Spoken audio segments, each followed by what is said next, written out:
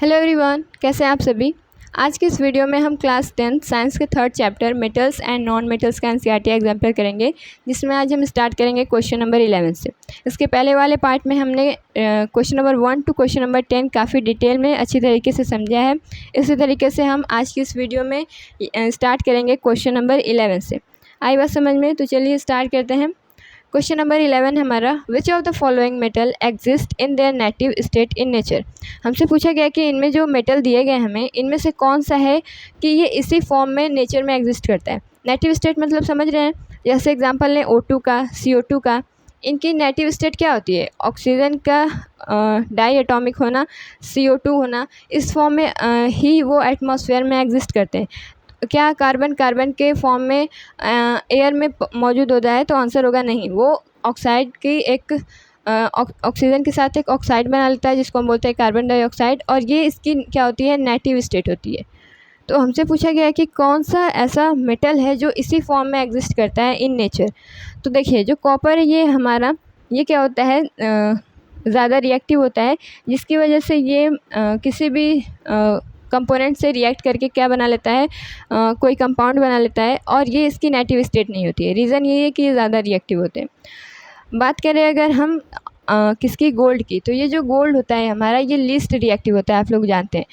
इसका मतलब ये कि ये किसी के साथ रिएक्शन नहीं करेगा, तो ये अपने नेटिव स्टेट में ऐसे ही पड़ा रहता है। ठीक, जैसे आप लोगों ने देखा होगा कि जब हम इसको अर्थ क्रस्ट से निकालते हैं तो हमें ज़्यादा कोई उतना मेथड नहीं लगाना पड़ता है बाकी दूसरे मेटल के कंपैरिजन में। बात करें जिंक की, तो ये भी किसी के साथ रिएक्ट कर लेता है। जब आप रिएक्टिविटी सीरीज़ पढ़ेंगे तो उसमें आपको समझ में आएगा। और ये जो सिल्वर होता है, ये हमारा गोल्ड के साथ ही पाया जाता है। तो यहाँ पे हमारा option number 2 and 4 are the correct option, तो यहाँ पे सी वाला करेक्ट हो जाएगा। अगर आपसे कोई रीज़न पूछे क्या रीज़न है कि ये दोनों नेटिव स्टेट में ऐसे ही पाए जाते हैं लेकिन कॉपर और जिंक नहीं, due to the high reactivity of copper and zinc as compare to gold and silver, ये आपका रीज़न है। आई बात समझ में? चलिए क्वेश्चन नंबर 12 देखिए। Metal are refined by using different methods, which of the following method are refined by metal are refined by electrolytic refining. तो आप लोग जानते हैं कि जब हम मेटल को अर्थ क्रस्ट से निकालते हैं तो बहुत से मेथड होते हैं उसको रिफ़ाइन करने के लिए। क्यों? क्योंकि वो इम्प्योर स्टेट में हमें मिलते हैं। तो हमसे पूछा गया है कि इनमें से कौन सा मेटल है जिसको एक्सट्रैक्ट करते वक्त हम इलेक्ट्रोलिटिक रिफाइनिंग का यूज़ करते हैं। तो यहाँ पे कुछ मेटल्स ऐसे होते हैं, जैसे कि हो गया हमारा कॉपर, जिंक हो गया, गोल्ड हो गया, सिल्वर हो गया, गोल्ड हो गया। इन मेटल्स को हम इलेक्ट्रोलिटिक रिफाइनिंग की मदद से यूज़ करते हैं। इसमें क्या होता है? इम्प्योर मेटल जो हमें अर्थ क्रस्ट से मिला होता है, इसका हम इलेक्ट्रोलिसिस कराते हैं ऑन द बेसिस ऑफ जो मेटल निकला है और जो इसमें इम्प्योरिटीज़ प्रेजेंट है। ठीक, इसकी वजह से हमारा इलेक्ट्रिसिटी पास कराने की वजह से हमें जो प्योर मेटल है हमारा, जो हमें चाहिए, वो हमें मिल जाता है। तो यहाँ पे कौन कौन सा हमारा हो जाएगा? कॉपर है हमारा, तो ये सेकेंड वाला हो जाएगा। और क्या है? सिल्वर है। सोडियम और पोटेशियम ये हाईली क्या होते हैं? रिएक्टिव होते हैं। तो इनको सेपरेट करने के लिए बहुत से मेथड का इस्तेमाल करना पड़ता है। तो यहाँ पे first and second are the correct option, तो ऑप्शन नंबर ए हो जाएगा। 13 क्वेश्चन है, silver articles become black on prolonged exposure to air, this is due to the formation of. आप लोग जानते हैं जैसे कि किसी भी मेटल को हम देर तक रख देते हैं एटमॉस्फेयर में, तो उसके ऊपर क्या जम जाती है? एक आउटर थिन प्रोटेक्टिव लेयर जम जाती है। जैसे आप लोगों ने फर्स्ट चैप्टर में फर्स्ट एक्टिविटी पढ़ी होगी, जिसमें आप लोगों ने मैग्नीशियम रिबन के बारे में पढ़ा होगा। उस एक्टिविटी में क्या लिखा था कि जब हम मैग्नीशियम रिबन को बर्न करने जा रहे हैं, उससे पहले हम इसको किससे रब करें? सैंड पेपर से। सैंड पेपर से हमें रब करने का इंस्ट्रक्शन मिला था। तो ऐसा क्यों था? क्योंकि ये जो मैग्नीशियम है हमारा, ये मेटल है और जो है ये रिएक्टिव होता है। तो ये क्या करता है? मैग्नीशियम ऑक्सीजन से साथ रिएक्ट करके मैग्नीशियम ऑक्साइड बना लेता है और इसकी लेयर इसके ऊपर जम जाती है। और जब हम इसको सैंड पेपर से रब करते हैं तो उसकी आउटर जो लेयर जमी है मैग्नीशियम ऑक्साइड की, वो रिमूव हो जाती है। ठीक, तो आई बात समझ में? तो हम सैंड पेपर का इसीलिए इस्तेमाल करते हैं। तो यहाँ पे अब समझिए कि जो सिल्वर आर्टिकल हैं, इनके ऊपर भी एक लेयर जम जाती है। इस बार जो लेयर है हमारी, वो किस कलर की है? ब्लैक कलर की। तो हमसे पूछा गया है कि ये किसकी वजह से होता है, तो ज़रूर कोई आउटर प्रोटेक्टिव लेयर बनी होगी। अब वो लेयर किसकी है? यहाँ पे जैसे हमने मैग्नीशियम ऑक्साइड पढ़ा, वैसे इसमें किस कंपाउंड की लेयर है जिसकी वजह से ब्लैक कोटिंग हमें मिली है। तो क्या होता है? रिएक्शन समझिए। ये जो हमारा है सिल्वर, जिसको हम डिनोट करते हैं Ag से, ये एटमॉस्फेयर में प्रेजेंट ऑक्सीजन नहीं बल्कि हाइड्रोजन सल्फाइड यानी H2S के साथ रिएक्ट करता है और बना लेता है क्या, ये Ag और सल्फ़र आपस में जुड़ के बन जाएंगे Ag2S, और साथ में यहाँ पे हाइड्रोजन गैस जो होती है वो रिलीज़ हो जाती है। तो यहाँ पे क्या मिला आपको, सिल्वर सल्फाइड, और इसी का कलर क्या होता है, ब्लैक कलर होता है, जिसकी वजह से आपको सिल्वर के आर्टिकल के ऊपर ब्लैक कलरिंग देखने को मिलती है जब हम उसको लंबे समय तक एयर में रख देते हैं। तो यहाँ पे क्या हो जाएगा Ag2S। रीज़न क्या है, क्योंकि ये हाइड्रोजन सल्फाइड के साथ रिएक्ट कर लेती है। ठीक है ना, इतनी बात समझ में आई। ये जो रिएक्शन है काफ़ी इंपॉर्टेंट है, इससे PYQs आ चुके हैं तो इसको आप नोट कर लीजिएगा। Question number 14, galvanization is a method of protecting iron from rusting by coating with a layer of. आप लोग जानते हैं जब ये मेटल होते हैं ज़्यादा रिएक्टिव होते हैं और अभी हमने देखा कि इनके ऊपर कोटिंग जम जाती है, तो इसी को प्रिवेंट करने के लिए हम बहुत से टेक्निक का यूज़ करते हैं, जैसे उसको हम पेंट कर दें या फिर किसी ऐसे मेटल की कवरिंग चढ़ा दें जो उससे ज़्यादा रिएक्टिव हो और अंदर का मेटल सेफ़ हो और ऊपर वाला मेटल रिएक्शन करे। ऐसा ही एक टेक्निक होता है हमारा गैल्वेनाइजेशन। इसमें क्या होता है, हम आयरन के आर्टिकल्स को प्रोटेक्ट करने के लिए, रस्ट से प्रोटेक्ट करने के लिए इसके ऊपर एक थिन लेयर की क्या चढ़ा देते हैं, कोटिंग। अब हमसे पूछा गया कि वो जो थिन लेयर की कोटिंग हमने चढ़ाई है वो किसकी है, तो इनमें से जो भी आयरन से ज़्यादा रिएक्टिव होगा हम उसी का क्या चढ़ाएंगे, कोटिंग चढ़ाएंगे, ताकि जो ऊपर वाला मेटल है वो एटमॉस्फेयर की प्रेजेंस में अगर है तो वो उसके साथ रिएक्ट कर ले ऑक्सीजन के साथ और कोई एक कंपाउंड बना दे, और अंदर का जो मेटल हमने लिया है आयरन वो सेफ़ पड़ा रहे। तो इनमें से कौन सा हो जाएगा हमारा, जो आयरन से ज़्यादा रिएक्टिव है वो कौन सा हो जाएगा हमारा, जिंक। ठीक, तो galvanization is the method of protecting iron from rusting by coating with a layer of zinc, ये याद रखना है आपको। चलिए अब अगला क्वेश्चन देखते हैं। क्वेश्चन नंबर है हमारा 15, stainless steel is useful material for our life. In stainless steel iron is mixed with. ये जो स्टेनलेस स्टील होता है ये हमारा एलॉय होता है।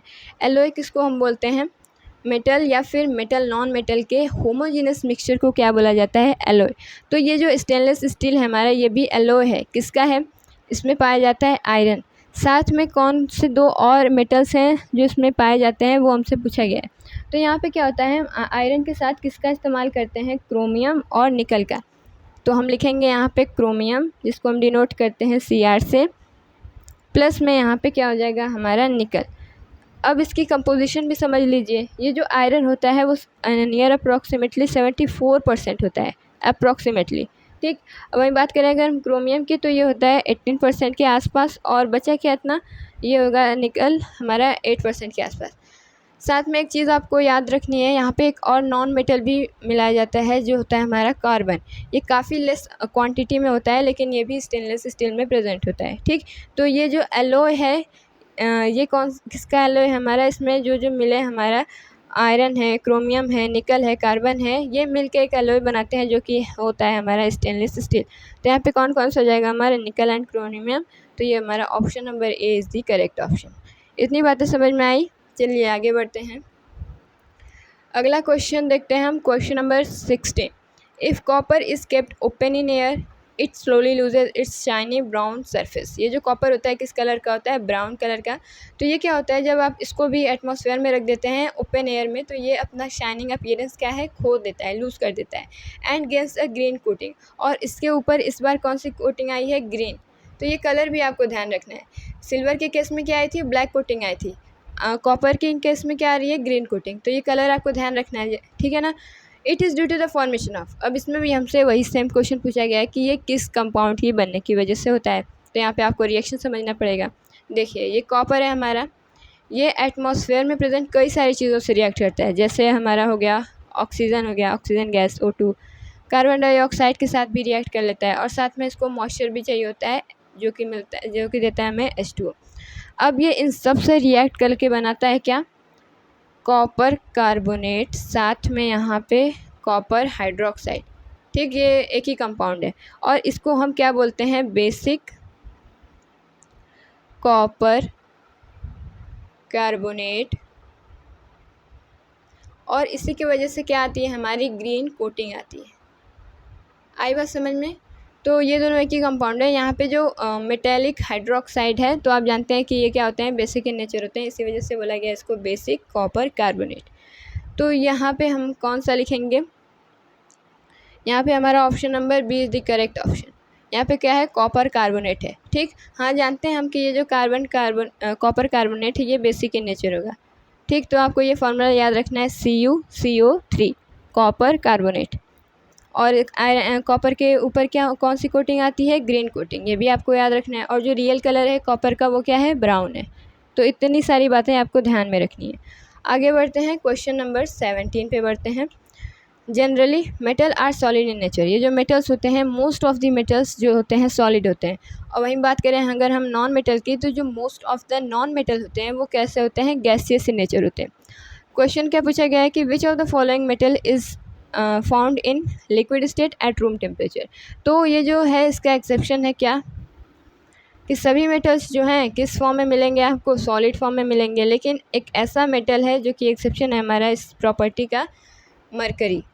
ठीक, ये मरकरी को हम डिनोट करते हैं Hg से। ये क्या होता है, ये हमें लिक्विड फेज में मिलता है, लिक्विड स्टेट में मिलता है एट ए रूम टेम्परेचर। क्यों, क्योंकि इसकी मेल्टिंग पॉइंट बहुत ही लो है, इसी वजह से ये रूम टेम्परेचर पे ही लिक्विड फेज में हमें मिलता है। तो यहाँ पे option number D is the correct option. चलिए, ये जो सोडियम है ये काफ़ी सॉफ्ट होता है, इतना सॉफ्ट होता है कि आप इसको नाइफ से भी कट सकते हैं। ये जो आयरन होता है, क्रोमियम होता है, ये सभी हार्ड होते हैं, आप जानते हैं। इसका इस्तेमाल हम क्या किसके लिए करते हैं, एलॉय को बनाने के लिए करते हैं। तो इतनी बातें आपको समझ में आई। क्वेश्चन नंबर 18 है, which of the following metals are obtained by electrolysis of their chloride in molten state. तो अभी हमने देखा था कि कुछ मेटल्स होते हैं जिनको हम इलेक्ट्रोलिसिस की वजह से इस्तेमाल के हेल्प से इनके ओर से इनको प्योरीफाई करते हैं। ठीक है ना। तो यहाँ पे हमें ये पूछा गया है कि इनका जो हम इलेक्ट्रोलिसिस कराएंगे वो इनकी मोल्टेन स्टेट जो कि क्लोराइड के फॉर्म में है उसको उसमें से इलेक्ट्रिसिटी पास करेंगे और हमें प्योर मेटल मिल पाएगा। तो यहाँ पे जो मेटल्स ज़्यादा रिएक्टिव होते हैं यानी हाईली रिएक्टिव होते हैं वो क्या करते हैं, वो क्लोराइड की मोल्टेन स्टेट में आपको मिलते हैं। जो ज़्यादा रिएक्टिव इसमें से आपको कौन सा दिख रहा है, सोडियम, और कौन सा है हमारा कैल्शियम। बात करें आयरन और कॉपर की तो ये दूसरा कोई कंपाउंड के फॉर्म में आपको मिलेंगे, लेकिन ये ज़्यादा रिएक्टिव होने की वजह से क्लोराइड के फॉर्म में हमें मिलते हैं। तो यहाँ पे सोडियम और कैल्शियम करेक्ट हो जाएगा। तो यहाँ पे option number D is the correct option. Question number 19 देखिए, generally non metals and non lustrous. Non lustrous यानी कि उनके ऊपर कोई भी शाइनिंग अपीयरेंस आपको देखने को नहीं मिलेगा। इसका मतलब ये कि जो नॉन मेटल्स होते हैं वो डल होते हैं, डलनेस उनमें देखने को मिलती है। पूछा गया है कि विच of the following non metal is lustrous. हमें पूछा गया है कि इसका भी एक एग्जेप्शन है, कोई ऐसा नॉन मेटल है जो कि लस्टरस होता है यानी उसका शाइनिंग अपीयरेंस आपको देखने को मिलेगा, ब्राइटनेस आपको देखने को मिलेगा। तो आप लोगों ने पढ़ा होगा कि ये जो आयोडीन होता है हमारा, होता तो ये नॉन मेटल है लेकिन ये लस्टरस होता है। ठीक, तो ये एक्सेप्शन है।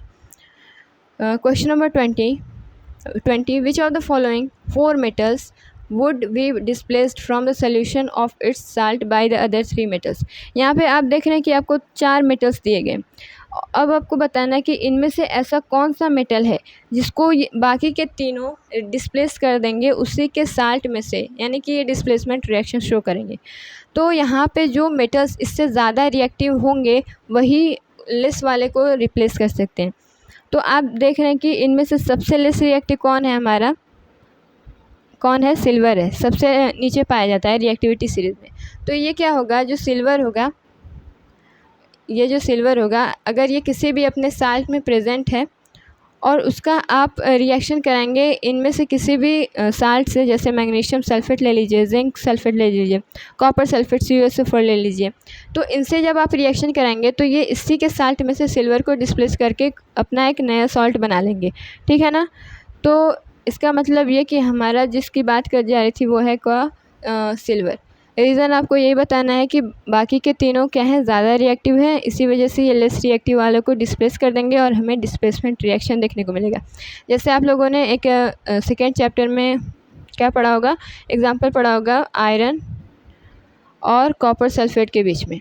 यहाँ पे क्या होता है कि आयरन ज़्यादा रिएक्टिव होता है कॉपर से, जिसकी वजह से ये इसको डिस्प्लेस कर देता है किस में से, इसी के साल्ट में से, और बना लेता है FeSO4 साथ में यहाँ पे हमें कॉपर मिलता है। ठीक, तो ये कुछ ऐसा ही रिएक्शन के बारे में यहाँ पे बात की जा रही थी। चलिए कोई और क्वेश्चन देख लेते हैं। क्वेश्चन नंबर 21 है हमारा। 2 ml each of concentrated HCl HNO3 and a mixture of concentrated HCl and concentrated HNO3 in ratio 3:1। हमसे बोला गया है कि एक कंटेनर में हमने कंसनट्रेटेड HCl लिया है, दूसरे में हमने कंसनट्रेटेड HNO3 लिया है, और जो तीसरा कंटेनर है हमारा उसमें हमने HCl और किसको लिया है, HNO3 दोनों को लिया है। रेशियो क्या है इनका, 3:1। ठीक है ना। अब बोला गया है टेस्ट ट्यूब A, B और C में हमने लिया है इसको। क्या होता है, a small piece of metal was put in each tube. अब सभी इन तीनों ही में हमने क्या डाला है, मेटल को ऐड किया है, कोई एक मेटल ले लिया है हमने। अब क्या होता है कि A और B के केस में हमें जो मेटल है उसमें कोई भी चेंजिंग देखने को नहीं मिलती है, और अगर हम बात करें C की, तो इसमें जब हम मेटल को डालते हैं तो वो डिज़ोल्व हो जा रहा है। अब हमसे पूछा है कि इनमें से कौन सा मेटल वो हो सकता है, तो ज़रूर कोई ऐसा मेटल होगा जो लीस्ट रिएक्टिव होगा। इसी वजह से तो वो हाइड्रोक्लोरिक एसिड और HNO3 में बिल्कुल भी चेंजिंग उसमें नहीं देखने को मिल रही है। तो यहाँ पे आपको लीस्ट रिएक्टिव कौन सा दिख रहा है, तो आप जानते हैं कि जो यहाँ पे सिल्वर है, गोल्ड है हमारा, और कौन सा है, प्लैटिनम, यानी B और D वाले जो हैं, ये जो हमारे हैं वो लीस्ट रिएक्टिव हैं। अगर कभी भी आपको क्वेश्चन में पूछे कि आपको एक ही ऑप्शन चूज़ करना है, तो आप किसको चूज़ करेंगे, गोल्ड को। ठीक है ना। तो अब देखिए क्वेश्चन को समझिए। जब आप इसको HCl और HNO3 में सेपरेटली ऐड करते हैं, कोई भी एक ले लीजिए जैसे गोल्ड, तो क्या होता है, इनमें कोई भी चेंजिंग नहीं आती है। क्यों? क्योंकि ये बहुत ज़्यादा लीस्ट रिएक्टिव होता है, तो HCl और HNO3 उसके साथ कोई भी रिएक्शन नहीं कर पाते। लेकिन ये जो सोल्यूशन है ये हमारा क्या है, एक्वा रेजिया। अभी हमने बताया कि ये जो एक्वा रेजिया होता है ये क्या होता है, हाईली कोरोसिव होता है। हाईली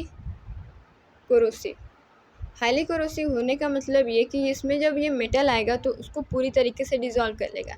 अभी एक्वा रेजिया का हमने फंक्शन भी पढ़ा, ठीक है ना। तो ये क्या करता है, गोल्ड को डिज़ोल्व कर लेता है, क्योंकि यह हाईली कोरोसिव होता है।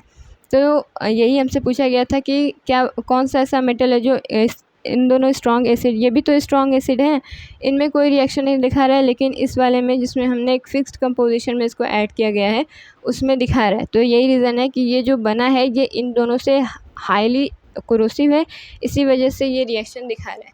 तो आज की इस वीडियो में इतना ही। इसके अगले पार्ट में हम क्वेश्चन नंबर 22 से स्टार्ट करेंगे। Thanks for watching.